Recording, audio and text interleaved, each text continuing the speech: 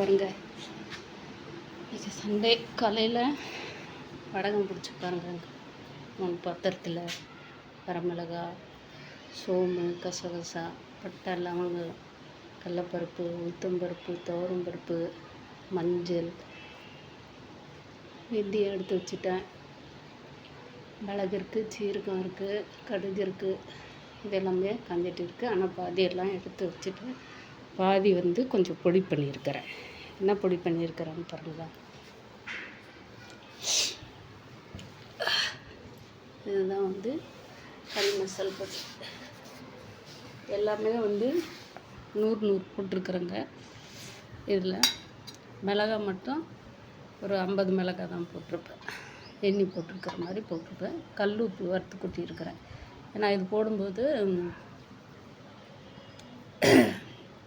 Fan போட்டு செய்ய முடியாதுன்னு சொல்லிட்டு ஃபேனை ஆஃப் பண்ணிவிட்டு இப்போ உள்ளே ஓடிட்டு இருக்குது. நான் வெளியே தான் உட்காந்துட்டுக்கிறேன். இதெல்லாம் வறுக்கலிங்க.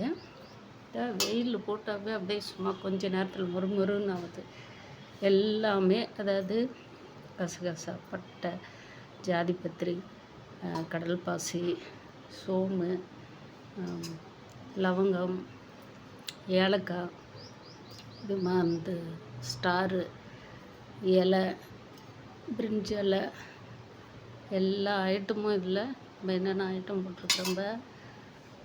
பிரிஞ்சி இலை, கசகசா, சோம்பு, பட்டை, லவங்கம், ஏலக்காய், பிரிஞ்சி இலை, ஜாதிபத்திரி, அப்புறம் கடல் பாசி, இது எல்லாமே. இன்னும் கடுக்காய் அது ஒன்று மட்டும் போடலைங்க.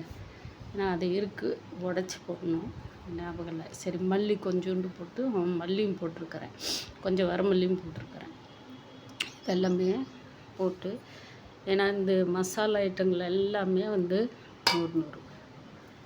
பெரிய ஜாரு கொஞ்சம் ஏர்த்தடிக்கிற மாதிரி. அது ஏன்னா ஆடிட்டு இருக்குது, அதனால அது கொஞ்சம் விற்றுன்னு இழுக்கிற மாதிரி இருந்து அதை எடுத்து வச்சுட்டு, அது இருந்தால் 2 இதில் போட்டிருக்கலாம். இது ஒரு 4 இதில் போட்டு நைஸாக அரைச்சி பொடி பண்ணி வச்சுருக்கிறேன். இது இப்போ எவ்வளோ நாளைக்கு வரும் பாருங்களேன்.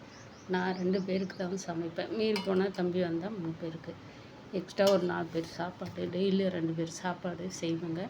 எடுத்துகிட்டு போவேன். செய்த பார்த்துருப்பீங்க சில பேர். அந்த அளவுக்கு தான். சாப்பாடு வகையிலலாம் நான் எதுவுமே கஞ்சம் இல்லை. இது பாருங்கள், கொஞ்சோண்டு மல்லி எடுத்து வச்சுருக்கிறேன், வரமிளகாய் எடுத்து வச்சுருக்கிறேன், கொஞ்சம் மஞ்சள் உடச்சி வச்சுருக்கிறேன், காஞ்சிட்டு இருக்குது, ஜீரகம், மிளகு, இது ரசப்பொடிக்கு சாம்பார் பொடி போட்டு வச்சுட்டுங்க. இதிலே போட்டு வச்சுருக்கிறேன். சாம்பார் பொடிக்கு என்னென்ன தேவையோ வரமல்லிக்கு கொஞ்சோண்டு சோம்பு, மல்லி, சோம்பு, பெருங்காயம் போடல, பெருங்காயம் தூள் அப்பப்போ போட்டுக்கோங்க. அது கொஞ்சம் அன்றைக்கி இப்போ கடையில் வாங்கும்போது அங்கே இல்லை, அவன் எடுத்து போட சொன்னேன், நானும் மறந்து விட்டுன்ட்டேன். அதனால பொடி போடுறதுனால சரி இருக்குது, அது பொடி போட்டுக்கலாம் அப்பப்போ அப்படின்னு சொல்லிட்டு விட்டேன். இதில் ஜீரகம், மிளகு, வெந்தயம், கடலப்பருப்பு, உளுத்தம்பருப்பு, துவரம்பருப்பு போடல, மற்றது எல்லாமே போட்டு வரமல்லி, வரமிளகாய் போட்டு சாம்பார் பொடி அரைச்சி வச்சுருக்கிறேன். இது எனக்கு குறைஞ்சது ஒரு 4 மாதத்துக்கு மேலே வருங்க. ஏன்னா 3/4 கிலோ மிளகா வாங்கிட்டு வந்தேன். இன்னும் ஒரு 1/4 கிலோவுக்கு மேலே, 1/2 கிலோவுக்கு பக்கம் காஞ்சிட்டு இருக்குது.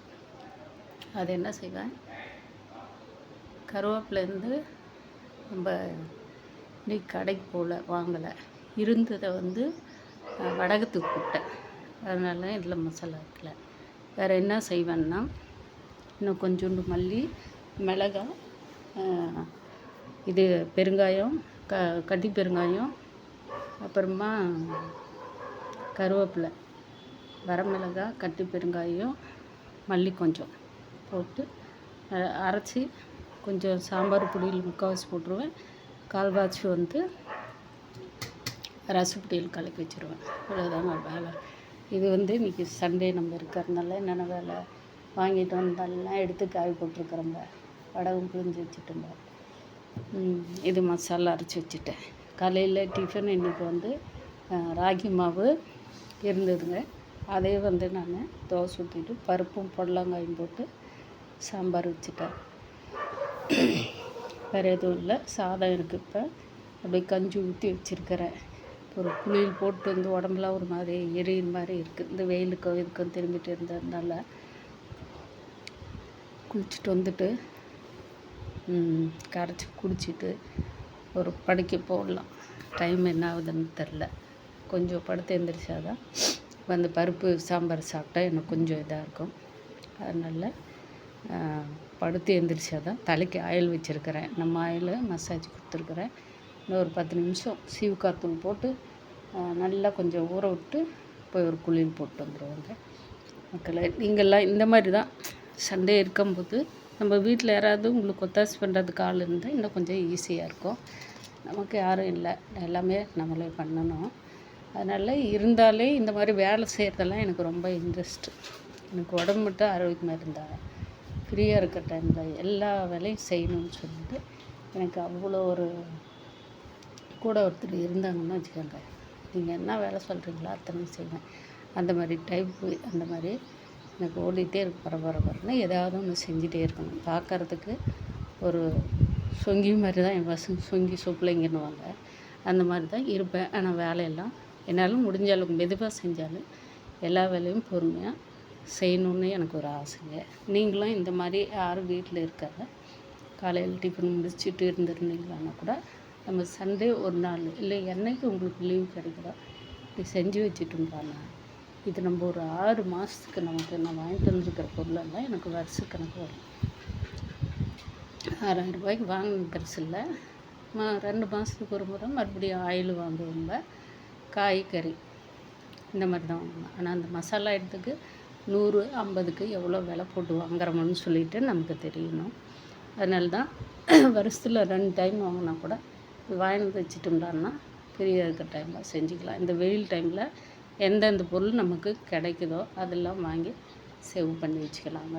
ஒரு நாள் லீவ் போட்டு கூட நம்ம எது வில்லேஜ் பக்கம் போனால் கம்மியாக கிடைக்குமா, இல்லை வந்து சூப்பர் மார்க்கெட் போனால் கம்மியாக கிடைக்குமா, டிபார்ட்மெண்ட் ஸ்டோர் போனால் கம்மியாக கிடைக்குமா அப்படின்னு சொல்லிட்டு நம்ம தேடி பிடிச்சி இந்த சனி ஞாயிறுலாம் கொஞ்சம் மெனக்கட்டு நம்ம செஞ்சு வச்சுட்டோம்பானா இந்த மாதிரி பொருள் பருப்பு ஐட்டங்கள் புளி ஐட்டம் இதெல்லாம் டைம் கிடைக்கும் போது அப்பப்போ எடுத்து காய போட்டுக்கலாம்.